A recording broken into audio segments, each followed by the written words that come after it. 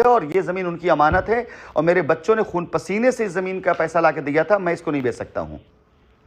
खाली यही जमीन नहीं है मैडम, ये मांडा के अंदर मेरे पास 250 बीघा जमीन का डील मेरे पास लेकर के आए। पहले तो लैंड ब्रोकर जो मैनेजर थे वो लेकर के आते गए, लोग लेके आते गए। बाद में मेरे एक प्रेसिडेंट ने भी ये बात कही कि सर देख लीजिए 250 बीघा जमीन 10 से 15 लाख रुपए बीघे के दर से वो जमीन तैयार, और वो कोई कस्टमर इसे नहीं ले रहा था, बड़ी पार्टियां लेने वाली थी, एडवांस मिलने को तैयार था। साफ मना कर दिया मैंने, हमें सवाल नहीं पैदा होता ये जमीन। और उस जमीन पर 20,000 रुपए पर प्लॉट के दर से हमने रिडिम्पशन दिया है।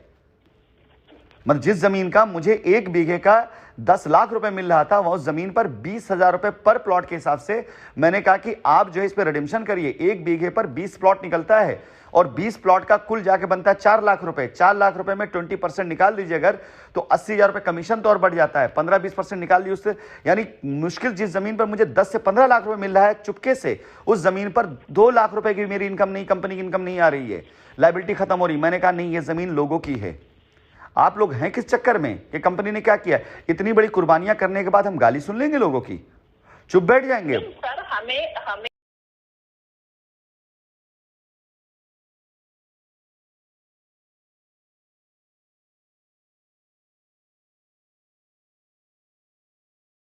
चुप बैठ जाएंगे? सर हमें लगभग चीजों का अपडेशन है और मैं ये बात जानती हूँ, यूं ही नहीं कहती हूँ मैं। लगभग आपसे भी पहले ही बात था कि लगभग बच्चों से मेरी बात होती है तो सबके कमेंट सुनती हूँ, अपने कमेंट व्यक्त करती हूँ। लेकिन रत्नेश इलाहाबाद से बात हो रही थी तो कहने लगे कि इतने करोड़ कंपनी लेके भागी। हमने कहा रत्नेश एक हमारा आकलन आप बता दीजिए। कहने लगे क्या?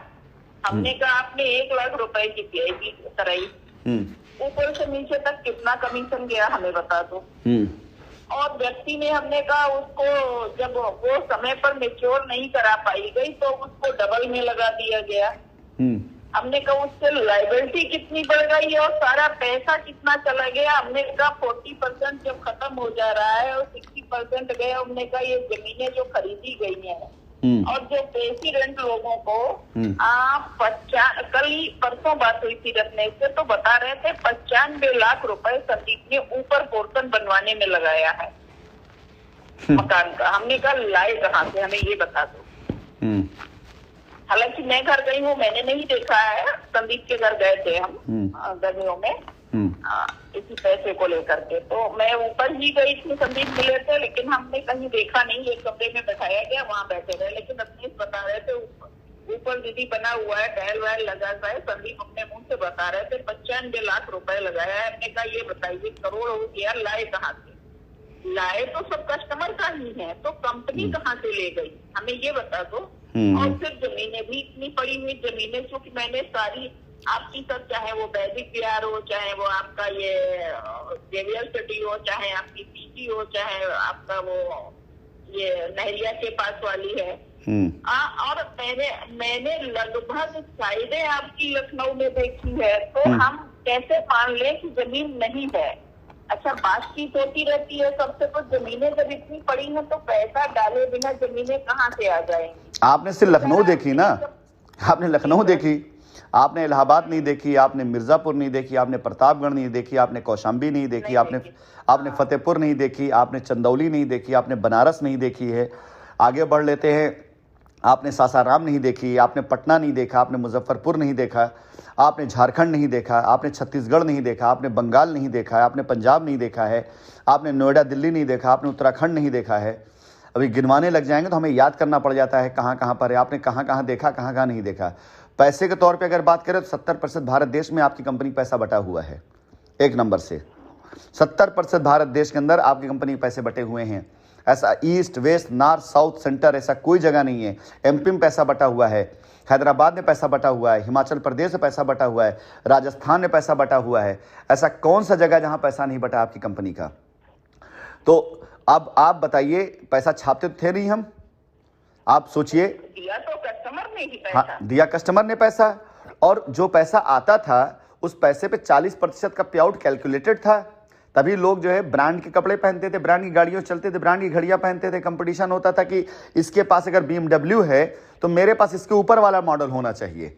ऐसी तो लड़ाइयां हुई हमारे यहाँ पर कि अगर किसी एक आदमी के पास सफारी गाड़ी थी, सामने वाला फॉर्च्यूनर लेकर आया तो सारा सफारी घर में सब्जी लाने काम आएगी, फॉर्च्यूनर मैं BMW लेकर के आऊंगा। ये तो कंपटीशन हुए हमारे यहाँ पर। जितनी उम्र नहीं लड़कों की, उससे ज्यादा तो गाड़ियां क्वालिफाई की लोगों ने हमारे यहाँ पर। तो ये सब पैसे बंटने के बाद भी आप मुझे बता दीजिए कौन बेईमान आदमी इतनी जमीन खरीद लेता है, जरा मुझे कोई ये तो बता दे। अगर राशिद नसीम ने उस पैसे के अंदर या तो जादूगर रहा होगा कि उसने इतना बांट दिया, फिर इतनी जमीन बना दी, उसके बाद भी लेके भाग गया, या तो जादूगर रहे वो नहीं मैं सर यकीन नहीं कर सकती हूँ। मैंने वही कहा, हमने कहा भैया इतना बंटने के बाद अब वही PIP दोबारा करी गई तो फिर उस पर पे आउट, वही तिवारा करी गई तो फिर पे आउट, तो हमने वही रखने से कम का पैसा तो टोटल पे आउट में चला गया। भाई कंपनी को क्या दिया गया हमें बता। हम आपको एक अंदर की बात बता दें, एक अंदर बताते हैं, क्षमा करिएगा, मुख्य बात है ताकि जानने से आपके। और आखिरी जो पैसे आए हैं ना 2018 की, मैं मार्च की बात करूं, जब हुआ है वहां इवेंट, क्या कहते हैं, अम्बे वैली में, उसके बाद की मैं बात करूं, वहां से लेकर के 2019 तक का जो आखिरी पैसा आया है वो ज्यादा तक लोगों ने अपने अकाउंट में या तो लिया है या कैश में लिया है। बिकॉज उस टाइम पर कुछ ऐसी चीजें थी जिस वजह से हम लोगों ने ये कहा था कि अगर आप लोग इसको इन इलेक्शन तक आप डिले करते हैं, जो भी अभी वो शेड्यूल आ रहे हैं पेमेंट्स के, तो ठीक है, अदरवाइज हम इलेक्शन के बाद पेमेंट कर पाएंगे, ये हमने लोगों को बोला था। उसके पीछे कुछ रीजन थे, पॉजिटिव रीजन थे कुछ, तो मैंने बुलाकर अम्बे वैली में बोला था लोगों को। लेकिन उस इवेंट के बाद से लेकर के नेपाल घटना होने तक में या नेपाल घटना के बाद तक में अगर देखेंगे तो सुनेंगे भी कस्टमर से, मैक्सिमम पैसे की लोगों ने अपने अकाउंट में पैसे लिए और अपनी अपनी चेकें काट करके दी। वो जो पैसे अकाउंट में लोगों ने लिए वो पैसे इस चीज के थे कि उन्होंने अपने पेआउट्स को ज्यादा तक लोगों ने कन्वर्ट कराया है, यानी वो पेआउट्स जो उन्होंने कमाया, रिवॉर्ड्स को कन्वर्ट कराया है। उससे पहले दिसंबर में कॉन्टेस्ट चला था और दिसंबर की 25 से कॉन्टेस्ट जब शुरू हुआ था आर्मी क्लब का, तो दिसंबर, जनवरी, फरवरी में लोगों ने दबा करके रिवॉर्ड क्वालिफाई किया था। ठीक है, उसमें लोगों ने पैसे के साथ साथ 50% लोगों ने बुकिंग करी थी। आप लोगों को अगर याद हो, 50% लोगों ने बुकिंग करी थी। 5 लाख रुपए देके 10 लाख रुपए माल लोगों ने बुक किया था। अब वो 5 लाख वाले में भी लोगों ने अपने रिवॉर्ड्स, अपनी चीजों को ला करके दिया। तो उसमें जो गाड़ियां क्वालिफाई हुई, जो चीजें क्वालिफाई हुई मार्च के महीने में, तो सारे लोगों ने, जब 15 मार्च को रिवॉर्ड खत्म हुआ तो सारे लोगों ने अपने रिवॉर्ड्स, अपने पे आउट जो कमाए थे लोगों ने, उन्हें इनकैशमेंट किया हुआ है। बड़ा पैसा तो वहां फंसा हुआ पड़ा था, बड़ा पैसा वहां रुका है, और उसका भी इल्जाम कंपनी पे ही लगेगा। क्योंकि अगर मैं सामने आके खड़ा हो गया, हिसाब किताब होगी, तो मैं तो उतने का जिम्मेदार हूं ना जितना पैसा मेरे पास आया है। तो वो जो बड़ा पैसा है ना, 100, 150, 200